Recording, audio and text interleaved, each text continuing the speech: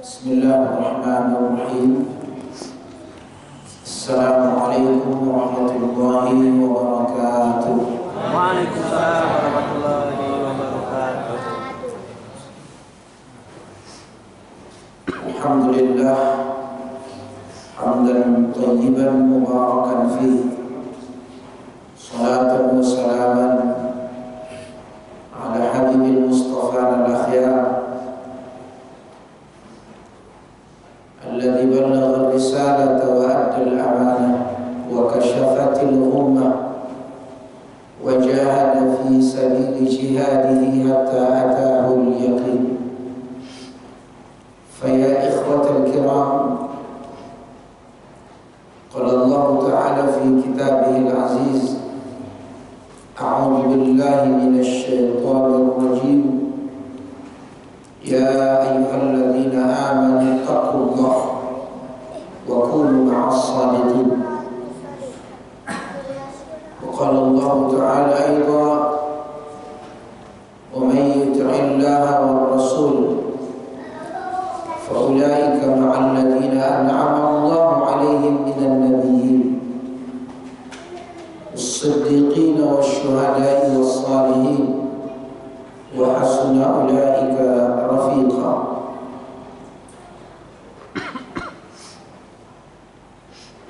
فيا إخوة الكرام، نصلي ونسلم على حبيب المصطفى ومن تبعهم بإحسان إلى يوم الدين. وإخوة الكرام، بطالب العلم وفي هذه الساعة الثمينة وهذه الفرصة طيبة مباركة، وندعو الله وعسى أن يكون هذه الساعة والليلة مستجابة لنا إن شاء الله. Mari kita memuji Allah, terutama kita rakyat Indonesia dan terutama umat Islam, setelah berjuang adanya pemilu raya yang begitu dahsyat.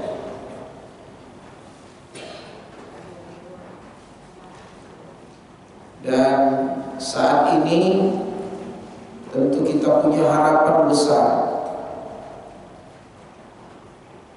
Semoga hadirnya generasi yang membawa perubahan negeri ini. Dan mudah-mudahan kita menjemput takdir Allah. Dan saya memang ikut langsung mengawasi, melihat, menemankan. Memang energi umat ini dikuras, baik itu dengan sistem, cara, bahkan ibarat jatuhnya bukan lagi dari lantai 2, dari gunung. Sudah lelah menengok berita, menengok tingkah laku orang-orang di penguasa ini. Makan pun tak selera. Ala kulli hal, kita umat Islam menghadirkan semangat ini penting. Bukan kalah menangnya saja, tapi bahwa kita umat Islam ini masih eksis, bahwa di hadapan Allah tangan kita ini masih mudah-mudahan bersaksi dengan keadaan muslimnya muslim yang benar, bukan hanya sekedar duit 100-200 ribu, beras, kopi koki, belida, minyak kita, sarung, jilbab.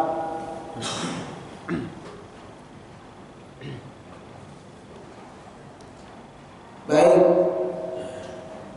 Saya sengaja mencari satu maqalah pembahasan para ulama tentang ahaditsun nabawiyatun 'anis sidq.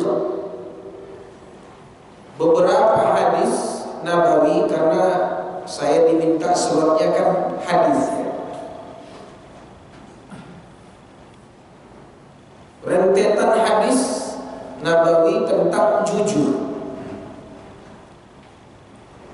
Ternyata yang mahal di zaman ini bukan rumah, bukan mobil.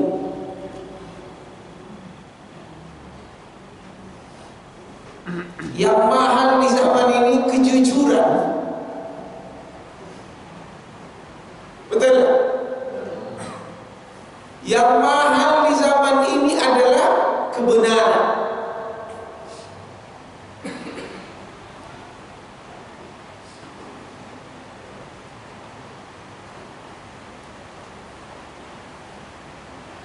Jadi saya baca hadis-hadis Nabi. Tadi saya bawa pembukanya. Kata Allah, ya ayyuhalladzina amanu taqullah wa kunu ma'as shadiqin. Ternyata jujur itu dia harus didasari dengan iman. Jangan kau bicara jujur sama orang tak beriman, tak laku.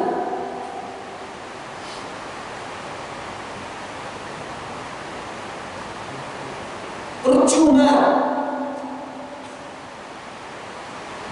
Coba kata, ya ayyuhalladzina amanu.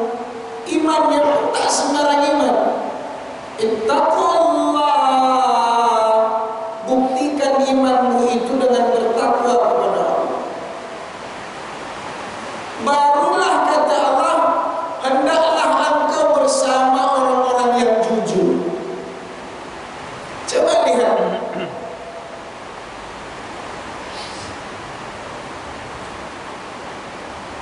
Jadi kalau saya melihat, kenapa ada orang menipu, berkhianat, berbohong, wajar. Allah saja yang permainkan.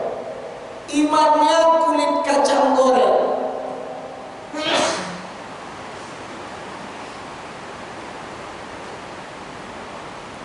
Paham ya? Rapuh, kriuk-kriuk, cemkerupuk.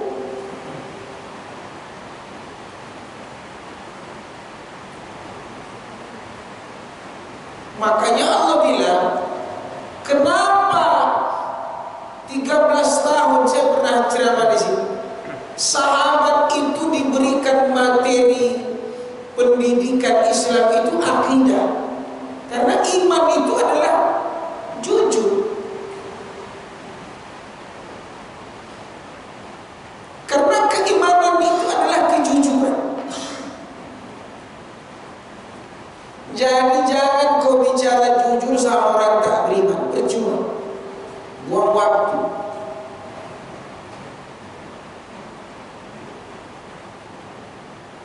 Tadi ada saya baca ayatnya begitu. Coba lihat ayat ini, Al-Ahzab ayat 35. Al-Ahzab ini surah yang ketiga-tiga. Ini lebih rinci lagi. Kita baca. Bismillah.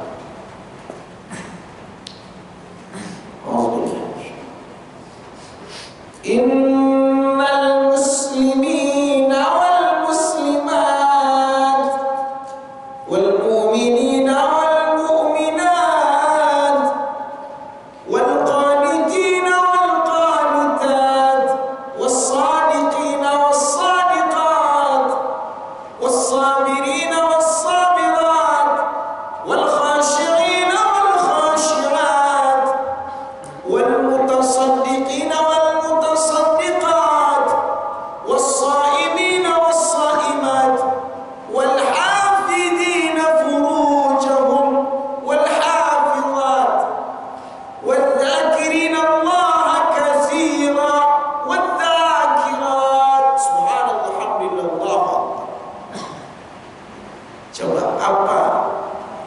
nikmat pahala karunia yang Allah berikan. A'adallahu lahum maghfirah. Allah sediakan ganjaran kepada mereka itu ampunan. Wa ajran 'azima, dan pahala yang besar. Muslimnya harus jelas, karena yang Allah panggil muslimin, muslimat, qanitin. Sebelum dia orang jujur, orang Islam itu ya banyak juga KTP. Makanya Allah sebut nama qanitin. Muslim yang tetap dalam ketaatannya, berarti istiqomah dia, tekun ibadah. Minum.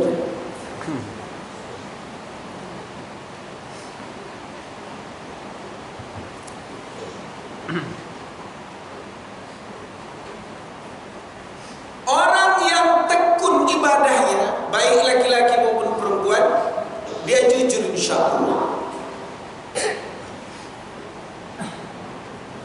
Muslim, qanit, ya. Ada yang mirip ayat ini. Alladzina yaquluna rabbana innana amanna faghfir lana dhunubana wa qina adzabannar.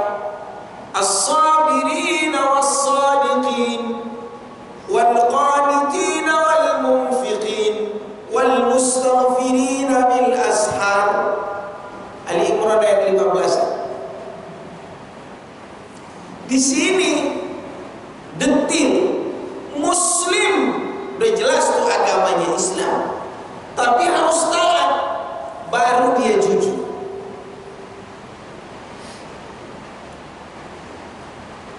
Baru kata Allah, baru dia sabar. Lalu begini, hai orang Islam, muslimin, kau tak akan bisa jujur kecuali engkau telah taat, tekun ibadah kepada. Datang ujian kepadamu, aku uji kesabaran, insya Allah kau sabar. Wal khashi'in, lihat orang-orang yang khusyuk dalam salat. Baru setelah itu dia adalah orang-orang yang dermawan, mutasaddiqin wal mutasaddiqat. Orang-orang yang berpuasa, shaimin, shaimat. Ada yang menarik lagi di sini. Laki-laki yang menjaga kemaluannya dan perempuan yang menjaga kemaluannya. Baru kata Allah, mereka lah orang-orang yang az-zakirin Allah katsir. Tak akan mungkin mulut ini menyebut, berzikir, yang dizikirkan adalah Allah Subhanahu wa ta'ala. Kalau dia tak benar Islamnya, tak mungkin. Taatnya tidak jelas, tak mungkin. Kejujurannya, kesabarannya, kedermawanannya, kekhusyuannya, puasanya. Coba lihat. Dia jaga auratnya, harga dirinya. Dan mereka lah orang yang gemar menyebut nama Allah. Coba lihat pahalanya. Allah ampunkan dosanya dan Allah beri dia pahala yang besar.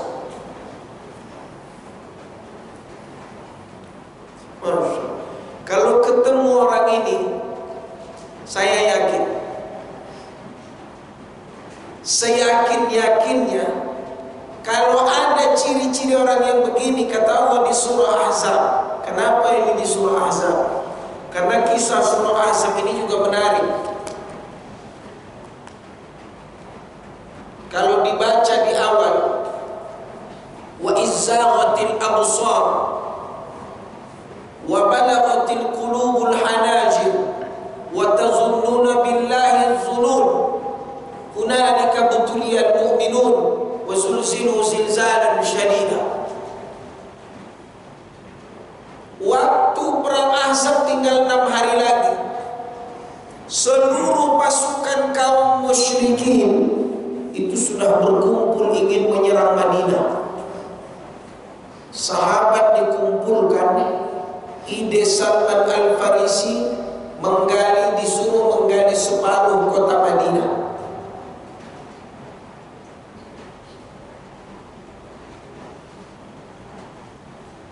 Lebarnya kurang lebih 6, dalamnya kurang lebih 3 meter. Dibagilah sahabat ini per kelompok menggali sekian meter.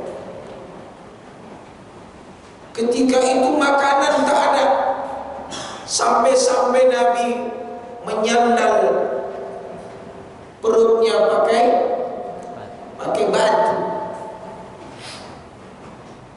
Di situ datang mukjizat. Ada sahabat yang membawa makanan. Awalnya Nabi yang mau diundang ke rumah, tapi kata Nabi bawa ke sini. Ditutup sama Nabi, tetap disendok, cukup. Di situ mukjizat di perang Ahzab. Perang Ahzab itu sama dengan perang Khandaq. Kenapa disebut Ahzab? Ahzab itu sama dengan partai-partai. Seluruh partai orang musyrik berkumpul ingin menyerang Nabi.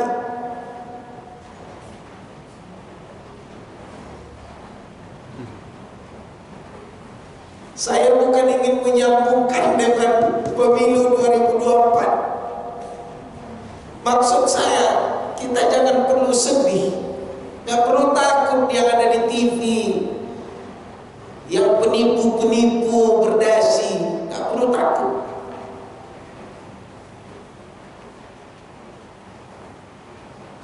Nabi, walaupun Nabi tidak ada cerita nanti kau dapat pertolongan Allah, nggak ada itu, nggak ada berita sebelum perang sudah dibilang kau nanti menang, nggak ada.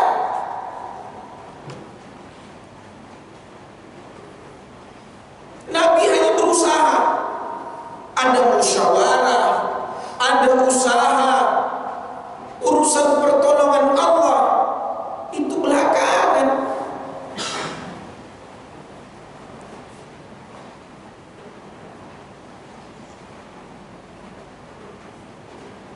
Maka saya pernah cerita begini, prinsip kemenangan Islam itu dalam hal kejujuran adalah kita harus punya obsesi dalam hidup.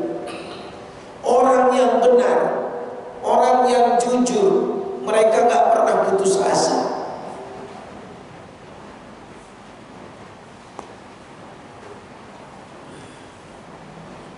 Al-haqqu sawfa tazul. Kebenaran, kejujuran pasti menang. Di mata setan ataupun manusia-manusia yang kesetanan, bukan juga masalah kalah menang, tapi apa? Kenapa kok masih ada orang-orang yang benar? Itu betul lah. Dia inginkan harus tidak ada orang yang memperjuangkan agama itu. Itulah keinginan setan.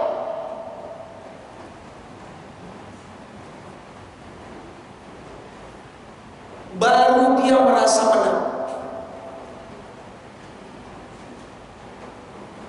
Coba kisah iblis. Yang diinginkan iblis kepada Nabi Adam itu apa?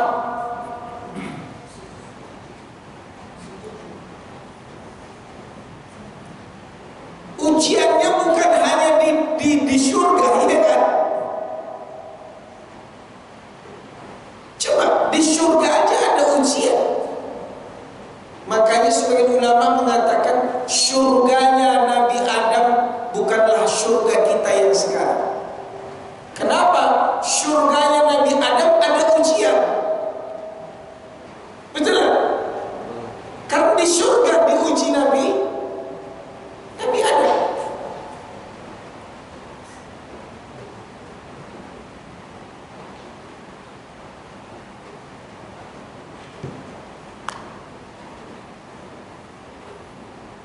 sampai keinginan setan itu seseorang itu matinya, bahkan sujudnya, dan dia tidak lagi menyembah Allah. Itulah kemenangan setan. Jadi kalau kita hari ini umat Islam itu masih ada yang mewakili, itu mereka masih sengsara.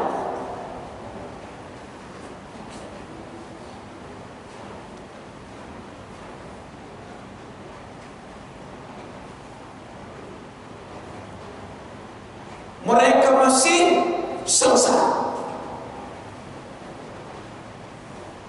Padahal kata setan, semua sudah kutawarkan kepada mereka.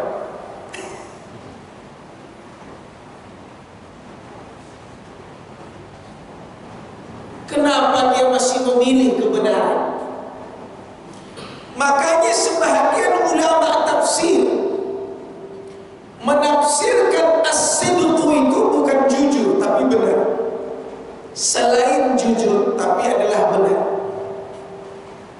Makanya coba kalau di MTQ Shadaqallahul Azim, apa artinya? Iya kan? Maha benar dengan segala firman.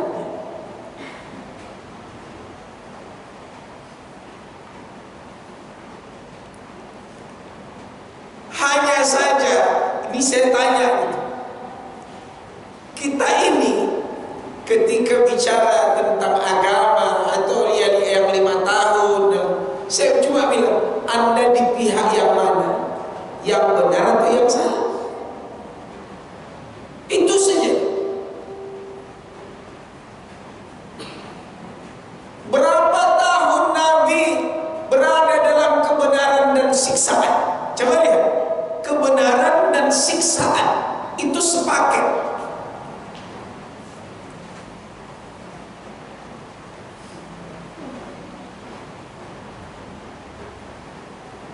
Ya, coba dalam sejarah berapa lama Nabi dalam mempertahankan kebenaran tapi juga dibarengi dengan siksaan.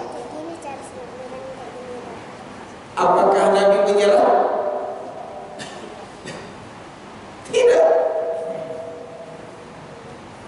Jadi bagi saya bahasanya orang jujur, orang benar itu, kalau bagi saya ketika membaca sejarah pasti diuji Allah. Apalagi kebenaran dan iman itu siksaan.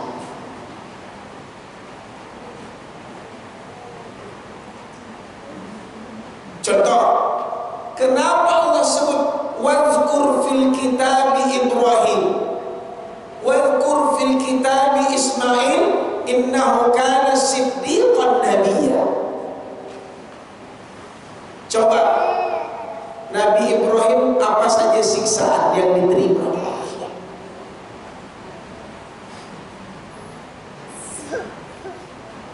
Kalau kita baca di awal-awal, ya di surah Al-A'raf ada, di Al-Maidah ada, dan di beberapa surah yang lain juga ada. Nabi Ibrahim itu kan para pencari Tuhan ya. Dia diasingkan karena mimpi sang raja akan datang lahir anak yang akan meruntuhkan kekuasaan. Setiap ibu hamil melahirkan, kalau ada kelaminnya laki-laki langsung dipenggal. Kelaminnya laki-laki penggal.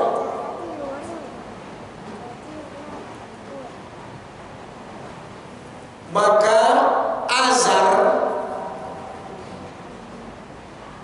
Azar itu ayahnya Nabi Ibrahim.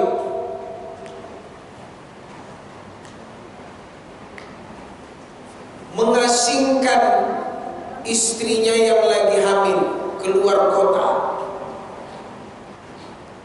jauh, dan begitu lahir laki-laki, nama anak Ibrahim.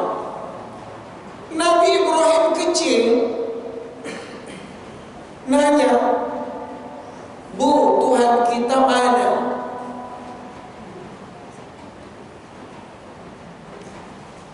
Kata ibunya, Qamar. Apa arti Qamar? Bulan. Semalaman Nabi Ibrahim kecil tak tidur, ditunggunya bulan. Inilah Tuhan kita juga. Rupanya mau ke subuh tenggelam. Bu katanya, kok tenggelam Tuhan kita, kata dia. Ini bukan Tuhan. Ibunya bilang, ganti Tuhannya matahari. Matahari ditunggunya. Begitu petang, tenggelam lagi. Coba nanti baca kisah.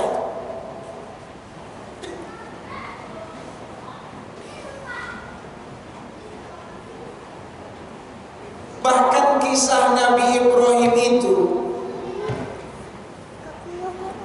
jadi dia masuk ke ruangan Tuhan patung itu. Di kampak, ditinggalkanlah kampak itu, dikalungkan di patung yang besar. Kan ada kisah dalam Al-Quran ya.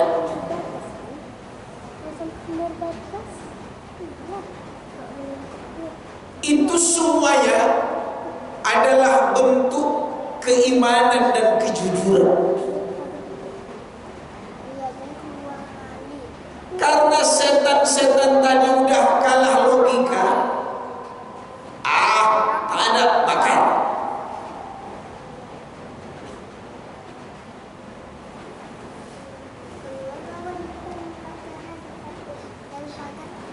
Coba. Itu kalau dibaca kisahnya, para nabi itu yang Allah uji adalah kebenaran dan kejujuran. Makanya kalau kita baca di beberapa ayat yang tadi saya baca juga di 69 ya, di surah An-Nisa, siapa yang taat kepada Allah dan Rasul, may yuti'illaha wa Rasul, maka kata Allah, faulaika ma'alladzina an'ama Allahu alaihim.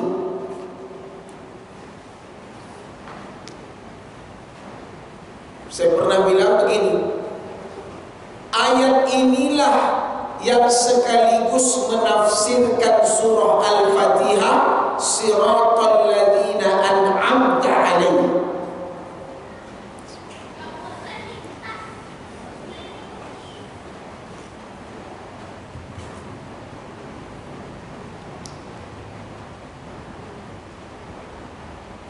Ihdinas siratal mustaqim, siratal ladzina an'amta alaihim. Siapa mereka yang diberi nikmat itu? Kata Allah, an'amta alaihim minan nabiyyin. Mereka lah para nabi yang an'amta, an'amallahu alaihim. Tiap kita mengaminkan, siapa mereka yang Allah beri nikmat itu, jalan yang lurus itu, satu para nabi, yang kedua adalah orang-orang yang jujur, yang benar, siddiqin. Dan bapak para siddiqin, kata Nabi, adalah sahabat yang mulia Abu Bakar As-Siddiq. Dan dialah umat Nabi Muhammad yang pertama masuk surga.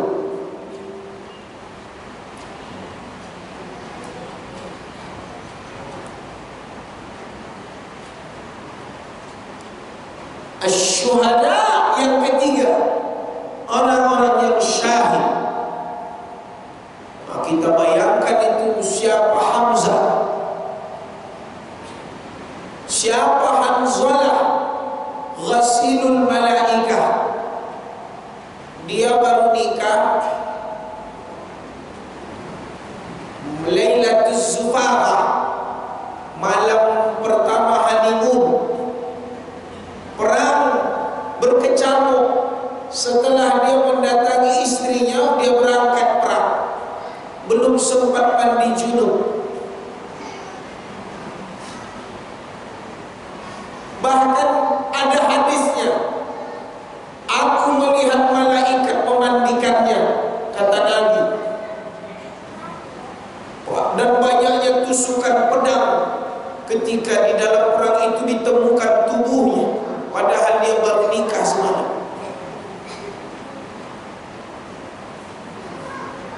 Syuhada. Barulah yang keempat, itulah mungkin umat-umat yang sekarang, as-salihin, orang-orang soleh, yang Allah saring mereka, yang kita tidak tahu. Yang jelas Allah terangkan dalam Al-Quran. Yang pertama adalah selalu kita baca di tahiyyat, at-tahiyyatul,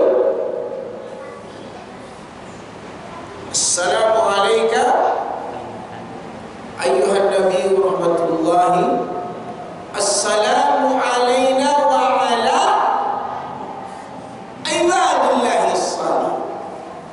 Kata Allah, wa huwa yatawalla salihin, Allah yang menjaga orang soleh. Makanya kata Nabi, meninggal anak Adam, semua terputus, tinggallah tiga. Satu adalah sedekah jariah, yang kedua ilmu yang bermanfaat, yang ketiga anak yang soleh.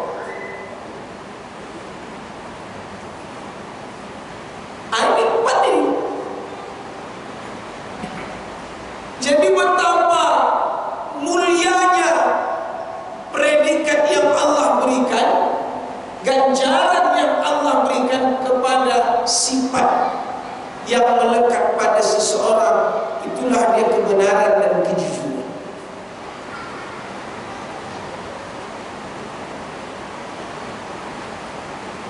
Berarti Allah sangat marah dan murka kepada orang yang berdusta.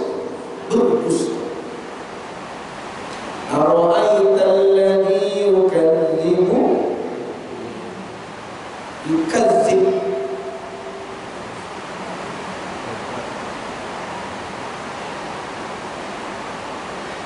Di situ dijelaskan yukadzibnya bukan yukadzib yang lain, tapi yukadzib agama, din.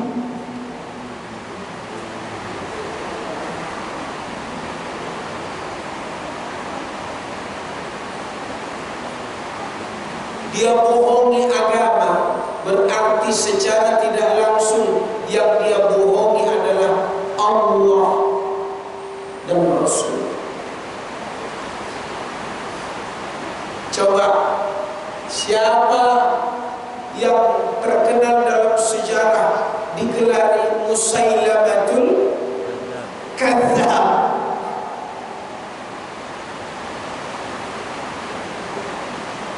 Jadi ada namanya Sayyidina Abu Bakar Siddiq, tapi ada juga Musailamah al-Kadzdzab.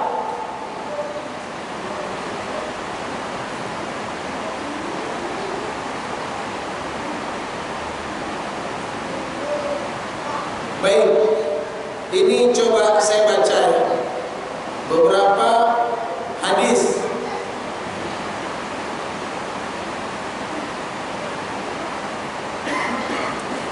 Sebelum hadis, ulama dalam makalah ini disebutkan bahwa ada ayat nanti di hari kiamat. Kata Allah begini, qala Allah hada yawmu yanfa'us sadiqina sidquhum lahum jannat. Hari ini kata Allah, berarti di hari kiamat nanti, bermanfaatnya kejujuran. Yauma yanfa'us shadiqina sidquhum,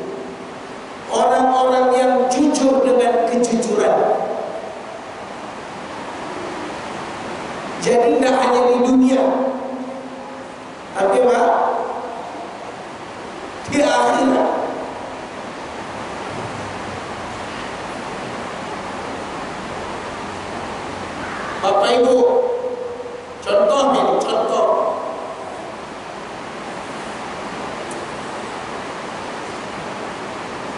Kalau tak salah ini 2000 perak. Yang agak gedean sedikit 3000. Tapi kalau udah dingin mau 4000 sampai 5000. Anggap 5000. Ibu beli bayam seikat berapa harga?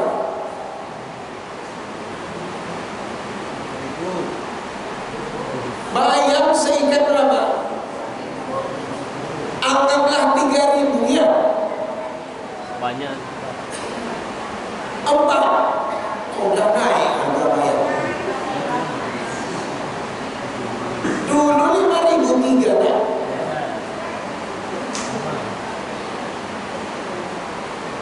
Karena udah naik pertalite ya kan? Tapi kalian pilih juga yang menaikkan.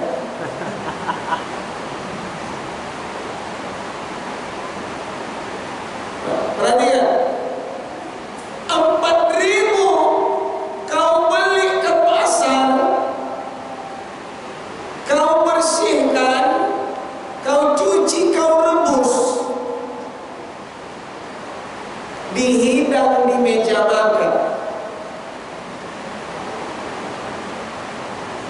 disantap anak, istri, suami. 4000, tapi kalau uang 4000 sumbernya dari kebohongan, berarti haram. 4000, berarti kalau 2 anak 1000. Jadilah dia darah daging, bersumber dari yang haram. Sampai apa kata Nabi? Tak akan dikabulkan doanya. Makannya haram, minumnya haram, wa malbasu, pakaian yang dia pakai haram, yang dia masukkan ke mulut, ke tenggorokannya haram, tak akan dikabulkan doa. Itulah dahsyatnya kejujuran dan kebenaran.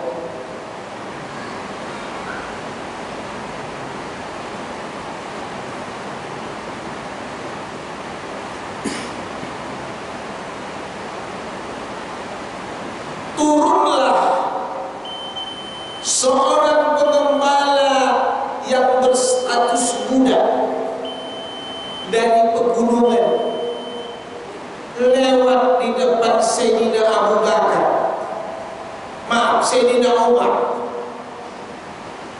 Sayyidina Umar mau ngetes keimanan seorang budak di zaman itu.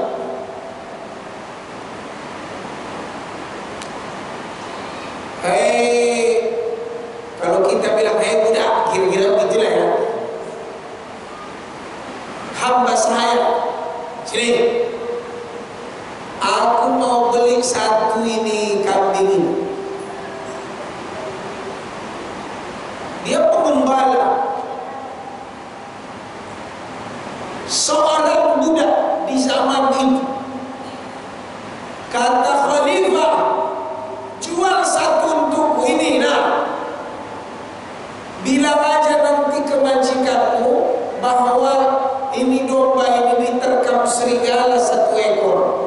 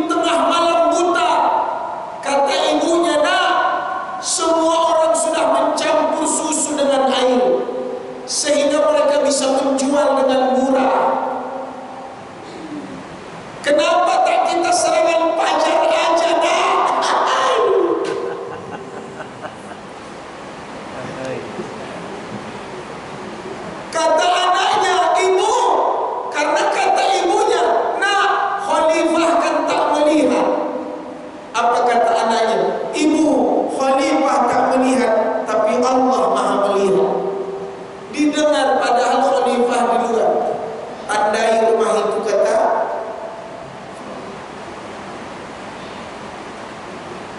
iman, jujur. Tapi saya bilang sekali lagi penutupnya, hari ini yang mahal bukan rumah, bukan mobil, bukan beras, bukan jabatan, tapi adalah sebuah nilai kejujuran. Billahi taufiq wal hidayah.